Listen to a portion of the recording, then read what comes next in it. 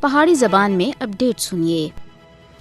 جماعتی حریت کانفرنس 22 مئی کو سری نگر میں G20 اجلاس کی میزبانی دے مودی دے فیصلے دے خلاف نہ صرف کنٹرول لینڈ دے دوئیں پاسیں بلکہ دنیا پار وچ مقیم کشمیری اور معذب اقوام کی مکمل ہڑتال کرنے دی اپیل کیتی ہے۔ جماعتی حریت کانفرنس کا آخنا ہے کہ 22 مئی کو مکمل ہڑتال دا مقصد مقبوضہ جموں کشمیر دے اتے اپنے ناجائز اور غاصبانہ فوجی قبضے کو دوام بخشنے دی بھارتی کوشش کو ٹھکرانا ہے۔ مودی حکومت سری نگر وچ سیلانیاں دے متعلق G20 اجلاس دا انعقاد کر کے جموں کشمیر دی بین الاقوامی سطح دے تسلیم کیتی ہوئی متنازع حیثیت کو کمزور کرنا چاہتا ہے۔ بھارت سری نگر وچ G20 اجلاس کا استعمال مقبوضہ جموں کشمیر وچ اپنے آبادکار نو آبادیاتی عزائم کو آگے بڑھانے دے واسطے کر رہا ہے۔ سری نگر وچ G20 ممالک دی میزبانی بین الاقوامی سطح دے تسلیم کیتا ہوا متنازع جموں کشمیر دے اوتے بھارتی قبضے کو معمول دے اوتے آننے دی طرف ایک اور ناپاک قدم ہے، جس کے خاتمے دے واسطے کشمیری عوام پچھلے 76 سالاں دے بھارت کے خلاف برسر پیکار